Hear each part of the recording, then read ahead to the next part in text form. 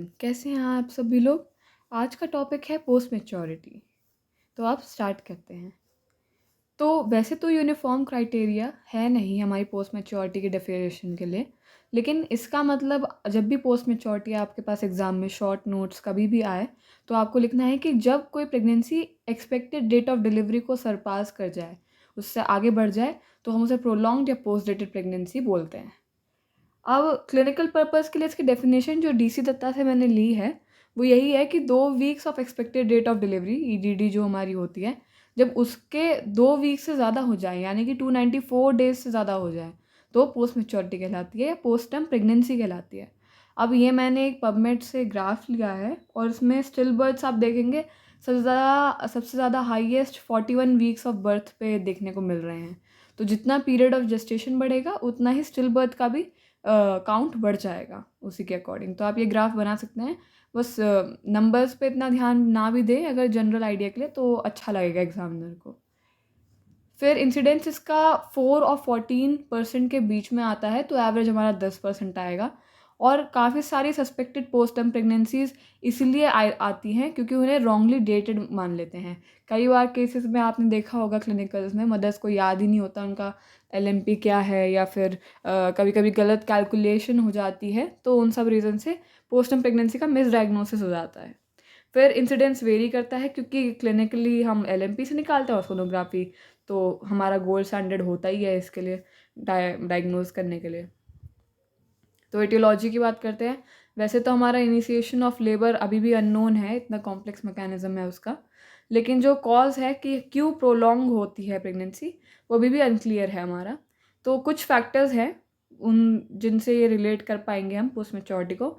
जैसा पहला हो गया कि हम रॉन्ग डेट्स ही कैलकुलेट कर रहे हैं, हमें इनएक्यूरेट एलएमपी दे दिया लास्ट मेंस्ट्रुअल पीरियड, सबसे कॉमन यही बात होती है। दूसरा हो गया बायोलॉजिकल वेरिएबिलिटी, मतलब कि हेरिडिटरी की बात आ गई कि हर किसी का जेनेटिक मटेरियल अलग है, म्यूटेशन हमारा हम सब अलग अलग लोग हैं, हमारी अलग अलग फैमिलीज़ हैं, तो उस पे भी डिपेंड करता है थोड़ा बहुत। फिर मैटरनल फैक्टर्स में हमारी प्राइमरी पैरा अगर मदर है, मदर पहली बार कंसीव कर रही हैं, प्रीवियस प्रोलॉन्ग प्रेगनेंसी रही है, हिस्ट्री है उनकी पहले भी पोस्ट मैच्योर बेबी की, उनका लाइफस्टाइल अच्छा नहीं है, सेडेंट्री हैबिट्स है, और एल्डरली मल्टीपैरा है थोड़ी 32 एज से ज़्यादा की, और उन्होंने पहले भी काफ़ी बार कंसीव कर चुका है और डिलीवर कर चुका है। तो फीटल फैक्टर्स में क्या क्या आ जाएगा? मैटरनल हो गए हमारे, फीटल में हमारा कंजेनाइटल एनोमलीज जब होती हैं, तो एनेंसेफेली के केसेस में स्पेशली देखा गया है कि एबनॉर्मल फीटल एचपी एक्सिस, हमारा हाइपोथैलेमस पिट्यूटरी एक्सिस जो होता है वो एबनॉर्मल होता है। उसकी वजह से हमारा एड्रिनल हाइपोप्लेजिया हो जाता है। हाइपोप्लेजिया का मतलब आप मुझे कमेंट सेक्शन में बताइए। और डिमिनिश फीटल कॉर्टिसोल रिस्पॉन्स होगा क्योंकि हमारा हाइपोप्लेजिया हो रहा है, तो उससे हमारा कम कॉर्टिसोल रिस्पॉन्स निकलता है फीटस की तरफ से। तो इससे भी हमारा जो प्लेसेंटा है उसका इवेंचुअली कैल्सिफिकेशन भी होगा, हम आगे पढ़ेंगे। तो प्लेसेंटल फैक्टर्स पे आते हैं। सल्फेटेस डेफिशिएंसी की वजह से लो एस्ट्रोजन हो जाता है। तो ये सारी हमारी एटियोलॉजी थी। डायग्नोसिस में देखा जाए तो मुश्किल है इसे डायग्नोस करना जब तक हम एक एक्सपेक्टेड डेट हमने डिटरमाइन नहीं की है। और इम्पॉर्टेंट डेट्स जो हमें इस पूरे डायग्नोसिस को बनाने के लिए चाहिए वो है हमारी date of last menstrual period और हमारी अल्ट्रासाउंड डेटिंग। आपने देखा होगा रिपोर्ट्स में पेशेंट की कि अल्ट्रासाउंड के अकॉर्डिंग भी डेट्स वो डिटरमाइन करता है कि कितना पीरियड ऑफ जेस्टेशन हो गया है फीटस के साइज़ के अकॉर्डिंग। और फिर टाइमिंग ऑफ इंटरकोर्स अगर पता हो तो काफ़ी अच्छा है। फिर सारे के सारे एफर्ट्स करने चाहिए हेल्थ केयर वर्कर्स को ताकि वो डिटरमाइन कर पाएँ कि एटलीस्ट मैच्योर कितना हुआ है बेबी, क्योंकि हम प्री मैच्योर भी बेबी को नहीं डिलीवर करना चाहते, क्या पता मिस कैलकुलेशन हो जाए। तो क्या क्या यूज़फुल क्लिनिकल गाइड्स होती हैं हमारी। पहला होगा मेंस्ट्रुअल हिस्ट्री, मदर की लास्ट मेंस्ट्रुअल पीरियड कब था, रेगुलर साइकिल थी कब, कितनी स्पॉटिंग हुई, वो सब इसमें आ जाएगा। फिर और जब 2 वीक से ज़्यादा हमारी ईडीडी को रन कर जाए, ओवर रन कर जाए, तो हम क्या क्या क्लिनिकल फाइंडिंग्स यूज़फुल मानते हैं। पहला है वेट रिकॉर्ड। सॉरी इसमें क्लियर नहीं आया, बट वेट रिकॉर्ड काफ़ी इंपॉर्टेंट होता है। मैं आपको बता देती हूँ क्यों, क्योंकि ऑलिगोहाइड्रोमिनोज हो जाता है जो कि हमारा नेक्स्ट पॉइंट में भी आता है। गर्थ ऑफ एब्डोमेन भी हम इसीलिए नापते हैं क्योंकि डिमिनिश लिकर हो जाता है। जैसे जैसे पोस्ट मैच्योर बेबी होता है वैसे वैसे लिकर की अमाउंट कम हो जाती है, जिसकी वजह से ऑलिगोहाइड्रोमिनोज हो जाता है। और इसमें ही मैं ऑब्स्टेट्रिक पैल्पेशन को बताना चाहूँगी जो हमारा सबसे नीचे वाला पॉइंट है कि height of uterus, size of foetus और हार्डनेस ऑफ स्कल बोन से भी हम डिटरमाइन कर पाते हैं। तो जैसे लिकर एमनाई डिमिनिश होगा, uterus full of foetus feel होगा, मतलब आप हर एक फीचर को फील कर पाएंगे, आपको ज़्यादा एमनियोटिक फ्लूइड उसमें फील ही नहीं होगा पैल्पेशन में। तो ये एक साइन होता है जो पोस्ट मैच्योरिटी से एसोसिएटेड होता है। और हिस्ट्री ऑफ फॉल्स पेन भी देखा गया है कि वो देखा जाता है पोस्ट मैच्योरिटी में। फिर इंटरनल एग्जामिनेशन में राइप सर्विक्स होगा तो यूजुअली ऑब्वियसली फीटल मैच्योरिटी हो ही जाएगी, लेकिन अनराइप है इसका मतलब ये नहीं है कि मैच्योर बेबी नहीं है, तो ये बात है। फिर हार्ड स्कल बोन्स का अगर हम देख पा रहे हैं कि मोल्डिंग उतनी अच्छे से हो नहीं पाएगी अगर हार्ड स्कल बोन्स हो गई हैं, और हम ये फॉर्निक्स के थ्रू फील कर पाएंगे या सर्विक्स के थ्रू, और इससे भी हमारी मैच्योरिटी सजेस्ट होती है। फिर इन्वेस्टिगेशंस में हमारा प्राइमरी एम क्या क्या होगा? पहला होगा कि हम फिटल मैच्योरिटी को डिटरमाइन और कंफर्म करेंगे, और दूसरा होगा कि हम प्लेसेंटल इनसफिशिएंसी को डिटेक्ट करेंगे। अब सोनोग्राफी इसमें बहुत ही अच्छा गोल्ड स्टैंडर्ड है, जैसे कि मैंने बोला एलएमपी से काफ़ी बेटर है, तो ये रिड्यूस करता है ट्रू पोस्ट मैच्योरिटी केसेस को। एनियोसेंटेसिस भी कर सकते हैं, लेकिन ये इन्वेजिव है तो हम इसे यूज़ नहीं करते हैं। फिर असेसमेंट फीटल वेलबींग का ट्वाइस वीकली करना है। आपको पता है किससे करेंगे? एनएसटी से करेंगे, नॉन स्ट्रेस टेस्ट से। बायोफिजिकल प्रोफाइल करेंगे जिसमें हमारे अलग अलग टाइप के टेस्ट आते हैं और फिर हम स्कोरिंग करते हैं। अगर आपको बायोफिजिकल प्रोफाइल पे वीडियो चाहिए हो तो प्लीज़ कमेंट करके बताएं। और अल्ट्रासोनोग्राफिक एस्टिमेशन भी करते हैं हम एमनियोटिक फ्लूइड वॉल्यूम का। क्यों करते हैं? क्योंकि ओलिगोहाइड्रोमनियोस हो सकता है। फिर नर्सिंग असेसमेंट में एज अ नर्स आप क्या क्या करेंगे? तो हम नॉर्मली पोस्ट मैच्योरिटी को रेट्रोस्पेक्टिवली, मतलब कि आफ्टर द बर्थ देखते हैं बेबी के। ठीक है, तो बेबी का जनरल अपीयरेंस क्या होगा? आपने पीडिया में भी पढ़ा होगा कि बेबी थिन दिखेगा, थोड़ा ओल्ड रिंकल्ड भी दिखेगा उसकी स्किन, उसका वर्निक्स कैशियोसा एब्सेंट होगा, बॉडी और कॉर्ड स्टेन्ड होगी ग्रीनिश येलो कलर से, और हेड हार्ड होगा। क्यों? क्योंकि स्कल बोन थोड़ी सी कैल्सिफाई हो जाती है, ऑसिफाई हो जाती है, तो एविडेंस ज़्यादा नहीं होगा मोल्डिंग का। नेल्स प्रोट्रूड करेंगे बियॉन्ड द नेल बेड्स, मतलब नेल्स उसके बढ़ने लगेंगे। फिर वेट मोर देन 3 kg होगा और लेंथ 54 सेंटीमीटर। लेकिन कभी कभी IUGR बेबीज़ भी बॉर्न हो सकते हैं, तो ऐसा ज़रूरी नहीं है, ये सब वेरी करता है, वेट एटलीस्ट वेरी करता है, और हाइट। फिर लिकर एमनाई मैंने आपको बता दिया स्कैंटी होगा, और हो सकता है मेकोनियम स्टेन लिकर भी हो सकता है, क्योंकि इतने टाइम तक प्लेसेंटा हमारा कैल्सिफाई और इन्फाक्शन उसमें आने लगता है, जैसा कि मेरा नेक्स्ट पॉइंट ही है, क्योंकि उसकी एजिंग होने लगी है। अब वो प्लेसेंटा की लिमिट 9 मंथ्स तक थी, अब वो कह रहा है कि नहीं मैं ज़्यादा नहीं दे सकता न्यूट्रिशन, तो वो धीरे धीरे उसकी ब्लड सप्लाई भी कम होने लगती है, इसकी वजह से इन्फाक्शन होगा, कैल्सिफिकेशन होगा, तो म्यूकोनियम स्टेन लेकर भी हो सकता है। कॉर्ड में हमारा वॉटन्स जेली होती है हमारे अम्बिलिकल कॉर्ड में लगी हुई, वो काफ़ी सारे उसके यूज़फुल फ़ायदे होते हैं, स्टेम सेल में उसका बहुत बड़ा रोल होता है। तो जब वो नहीं होती तो कॉर्ड कंप्रेशन के चांसेस बढ़ जाते हैं, तो ये भी एक फैक्टर है। फिर पोस्टम सिंड्रोम होता है उन बेबीज़ में जो पोस्टम बेबीज़ होते हैं, तो वही सारे फीचर्स आप लिखेंगे जो मैंने आपको बताया अभी नर्सिंग असेसमेंट में, तो वो सब इसी में आएगा। तो जब फीटस है वो remain in utero within a failing placenta, जो कि हमारा इन्फेक्टेड और कैल्सिफाइड प्लेसेंटा है उसके अंदर, तो पोस्टम सिंड्रोम वो डेवलप कर लेता है। ये प्रीटर्म बेबी है ऑन द लेफ्ट साइड, और वो हमारा पोस्टम बेबी है। फिर ये असेसमेंट ऑफ फीटल मैच्योरिटी का मैंने DC दत्ता से लिया है। इसमें हमारे क्लिनिकल होंगे जिसमें हम LMP ऑस्कल्टेशन करेंगे फीटल हार्ट रेट का, फंडल हाइट को नापेंगे, हेड की feel for the skull bones obviously, amount of liquor को देखेंगे ओलिगोहाइड्रोमनियोस के लिए, और सर्वाइकल कंडीशन जो मैंने आपको बताया राइप होगी तो ज़्यादा सजेस्टिव है कि मैच्योरिटी आ गई है। फिर इन्वेस्टिगेशंस में हम क्या देखेंगे? इन्वेजिव और नॉन इन्वेजिव। इन्वेजिव में हमारी एमनिसेंटेसिस आ गई है, इसमें हमारे ऑरेंज कलर सेल्स दिख सकते हैं और लैमेलर बॉडी दिख सकती हैं और बाकी सब, और सैचुरेटेड फॉस्फेटिडाइल कॉलिन दिखता है वाली जांच भी हो सकती है। नॉन इन्वेजिव में हमारी सोनोग्राफी गोल्ड स्टैंडर्ड है, first trimester, second trimester, third trimester में होती ही है, और एमनियोटिक फ्लूइड वॉल्यूम भी हम इसके थ्रू देखते हैं कि ओलिगोहाइड्रोमनियोस तो नहीं हुआ है। तो ये मैंने आपको बहुत शॉर्ट में बताया है, अगर आपको इसका डिटेल चाहिए हो तो मुझे बता दीजिएगा। फिर नर्सिंग मैनेजमेंट में हमारा ऑब्वियसली म्यूकोनियम स्टेन के ज़्यादा चांसेस है, तो म्यूकोनियम एस्पिरेशन सिंड्रोम को मैनेज करेंगे। जब डिलीवर हो जाएगा बेबी उसका सक्शन करेंगे माउथ को और उसके नेल्स को, सॉरी ये माउथ था, MOUTH, while the head is on perineum, और एकदम करेंगे फर्स्ट ब्रेथ लेने से पहले ही, ताकि एस्पिरेशन ना हो और एयर में ना जाए म्यूकोनियम।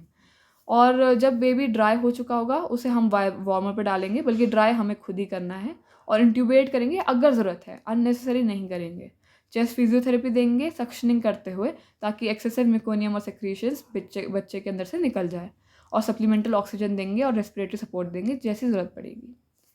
फिर हमें सीरियल ब्लड ग्लूकोज मेजरमेंट्स भी लेने हैं और अर्ली फीडिंग प्रोवाइड करनी है, ताकि हाइपोग्लाइसीमिया ना हो, क्योंकि अब ये पोस्ट मैच्योर बेबी है, इसकी डिमांड ज़्यादा होंगी, ठीक है, उस बेसिस के ऊपर।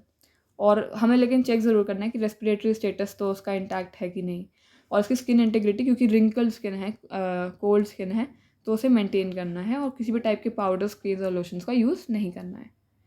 तो नर्सिंग डायग्नोसिस आप एंग्जाइटी का मदर के लिए बना सकते हैं, एंटिसिपेटरी ग्रेविंग, क्योंकि बहुत सारे फीटल डेथ हमने पढ़ा स्टिल बर्थ के चांसेस हैं, और इम्पेयर्ड फीटल गैस एक्सचेंज होगा, क्योंकि रेस्पिरेटरी डिस्ट्रेस हो सकता है, क्योंकि हमारी प्लेसेंटल इनसफिशिएंसी है, और मैटरनल और फीटल इंजरी हो सकती है, क्योंकि फीटस क्या पता मैक्रोजोमिया वाला हो, मतलब उसका वेट बढ़ा हुआ हो, तो वो सब ये हमारे रिस्क है फॉर न्यूनेटल फीटल एस्पिरेशन और नॉलेज डेफिसिट। ये मैंने आपके लिए 3 नर्सिंग केयर प्लान भी डाले हैं, तो आप इसको रेफ़र कर सकते हैं।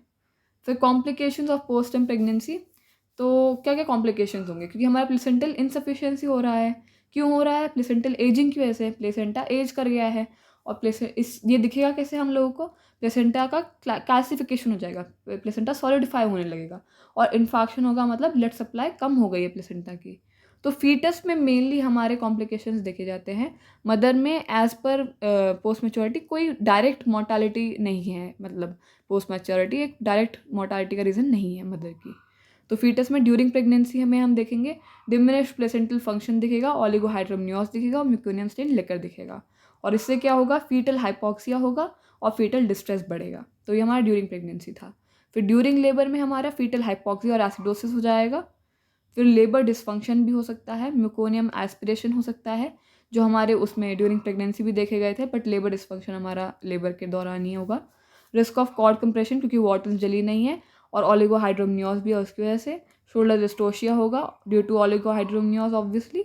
इंक्रीज इंसिडेंस हो जाएगा बर्थ ट्रॉमा का, क्योंकि बड़ा बच्चा है, बिग साइज बेबी है, और हार्ड बोन्स हो चुकी हैं।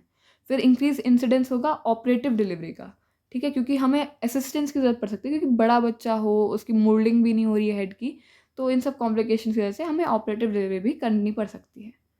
फिर फॉलोइंग बर्थ में क्या क्या कॉम्प्लिकेशंस हो सकते हैं, जैसे कि हमने पढ़ा हाइपोग्लाइसीमिया होगा, पॉलीसाइथीमिया होगा, केमिकल न्यूमोनाइटिस, एटिलेक्टिस, मतलब सारे रेस्पिरेटरी जो न्यूनेट की कंडीशंस हैं वो सब हो सकती हैं, क्योंकि म्यूकोनियम एस्पिरेशन हो रहा है, आपका इन्फेक्शन लंग्स में फैल रहा है, तो हाइपोक्सिया तो होगा ही ऑब्वियसली, और रेस्पिरेटरी फेलियर हो सकता है, और निकू में एडमिशन लेने फिर इंक्रीज़ हो जाएंगे, और इंक्रीज न्यूनेटल कन्वर्जेंस, मतलब ब्रेन की एक्टिविटी भी प्रॉब्लमेटिक हो सकती है। तो मैटरनल मैंने आपको बता ही दिया कि इंक्रीज मॉबिलिटी होती है, क्योंकि ये इंडक्शन करते हैं हम लेबर का, इंस्ट्रूमेंटल डिलीवरी, ऑपरेटिव डिलीवरी करते हैं, बट प्रॉपर डायरेक्ट रिस्क नहीं है पोस्ट मैच्योरिटी का मदर के लिए। ये हमारी मैनेजमेंट स्कीम है। तो इसमें हमारा फीटल मैच्योरिटी को पहले हमें इंश्योर करना है कि फीटस है भी कि नहीं है मैच्योर। फिर उसके बाद हमें देखना है कि फीटल सर्विलेंस में एनएसटी करना है, एमनियोटिक फ्लूइड वॉल्यूम एस्टिमेशन करना है, बायोफिजिकल प्रोफाइल देखना है, और डॉपलर वेलोसिमेट्री स्टडी करनी है। फिर अब ये 2 केसेस में बढ़ जाता है। अगर आप ये सब भी ना लिखें तो आप सिर्फ फीटल सर्विलेंस लिख के 2-3 टेस्ट लिख दीजिए, और फिर इन्हें डिवाइड कर दीजिए कॉम्प्लिकेटेड और अनकॉम्प्लिकेटेड में। कॉम्प्लिकेटेड में हमारा हो गया 2 टाइप, सर्विक्स जब हमारा फेवरेबल है, मतलब राइप है, और सर्विक्स जब अनफेवरेबल है, मतलब अनराइप है, ठीक है। तो अब हमारा कॉम्प्लिकेटेड में ऑब्वियसली हम सिजेरियन सेक्शन की तरफ ही बढ़ेंगे, लेकिन अगर सर्विक्स फेवरेबल है तो हम कोशिश करेंगे कि आर्टिफिशियल रप्चर ऑफ मेम्ब्रेन कर पाएँ, और इसे भी हम सुपरविजन में करेंगे, प्रॉपर मॉनिटरिंग के साथ करेंगे। और अगर लिकर म्यूकोनियम स्टेन्ड है फिर तो बहुत प्रॉब्लम हो जाएगी, तो फिर हम स्कैल्प ब्लड पीएच एस्टिमेशन और वो सब करेंगे, जिसमें हम बच्चे का बेसिकली एसिड लेवल और कोपिंग वो सब देखते हैं, डिफेंस मैकेनिज्म वगैरह। तो उसमें फीटल एसिडोसिस होगा अगर, तो हम सिजेरियन सेक्शन कर देंगे, और अगर सेटिस्फैक्ट्री फीटल बिहेवियर है तो वेजाइनल डिलीवरी, और अगर लिकर क्लियर है तो ऑक्सीटोसिन ड्रिप लगाएंगे और वेजाइनल डिलीवरी कर देंगे। अगर सर्विक्स अनफेवरेबल है तो ऑब्वियसली सिजेरियन सेक्शन होगा। ये हमारा कॉम्प्लिकेटेड ख़त्म हो गया है। अनकॉम्प्लिकेटेड में हम 7 से 10 दिन के बीच में इंडक्शन कर देते हैं लेबर का। फिर सर्विक्स अगर राइप है तो हम स्ट्रिप कर देंगे मेम्ब्रेन्स का, आर्टिफिशियल रप्चर कर देंगे मेम्ब्रेन का, और फिर लिकर क्लियर और हमारा म्यूकोनियम स्टेन में डिवाइड हो जाएगा, same as the complicated one. आपको ऑक्सीटोसिन ड्रिप लगाने का लेकर क्लियर है और वेजाइनल डिलीवरी कंडक्ट कर देनी है। लेकिन अगर म्यूकोनियम स्टेन है तो आप टेस्ट परफॉर्म करेंगे, एसिडोसिस है तो सिजेरियन सेक्शन, नॉर्मल बिहेवियर है, सेटिस्फैक्ट्री है तो वेजाइनल डिलीवरी। फिर सर्विक्स अनराइप है अगर अनकॉम्प्लिकेटेड में, तो हम वेजाइनल एडमिनिस्ट्रेशन करेंगे PGE2 का, और वो जेल लगाएंगे हम 6 आवर्ली। फिर सर्विक्स राइप है तो हम आर्टिफिशियल रप्चर ऑफ मेम्ब्रेन करेंगे और फिर कैरी आउट कर देंगे सेम एज बिफोर। ठीक है, तो ये हमारा समरी था। हमने क्या क्या पढ़ा कि अगर 294 डेज यानी 2 वीक्स ऑफ EDD को ओवररन कर जाता है तो हमारा पोस्टमर्टम प्रेगनेंसी कहलाता है। EDD बेस्ट असेस करते हैं LMP बेस्ड सोनोग्राफी से, जो हमारी फर्स्ट ट्राइमेस्टर में होती है। हम सिर्फ LMP पे भरोसा नहीं कर सकते। प्रोलॉन्ग्ड और पोस्ट मैच्योर प्रेगनेंसीज में इंक्रीज रिस्क होगा पेरिनेटल मॉर्बिडिटी मोर्टालिटी का, माइक्रोजोमिया का, ओलिगोहाइड्रोमियोस का, मैटरनल मॉर्बिडिटी का। Post mature pregnancy careful antenatal surveillance मांगती है। हमें फीटल सर्विलेंस करना पड़ेगा जिसमें NST आएगा, एमनियोटिक फ्लूइड वॉल्यूम का एस्टिमेशन आएगा, मॉडिफाइड बायोफिजिकल प्रोफाइल आएगा, एटलीस्ट वंस अ वीक, बल्कि हमने ट्वाइस वीकली पढ़ा था, तो कोशिश करिएगा कि आप वही लिखें। फिर इंडक्शन करेंगे लेबर का 41 वीक्स के बाद अगर सर्विक्स फेवरेबल है तो, और स्ट्रिपिंग करेंगे मेम्ब्रेन्स की या फिर PGE2 वो भी कर सकते हैं इंडक्शन ऑफ लेबर में पोस्टम प्रेगनेंसी के लिए। तो आपने पढ़ लिया कि इस हम प्रेजेंटेशन में हमने क्या क्या पढ़ा है। इन्वेस्टिगेशन हमारी सोनोग्राफी होगी और मैनेजमेंट कॉम्प्लिकेटेड और अनकॉम्प्लिकेटेड केस के बेसिस पे डिवाइडेड है।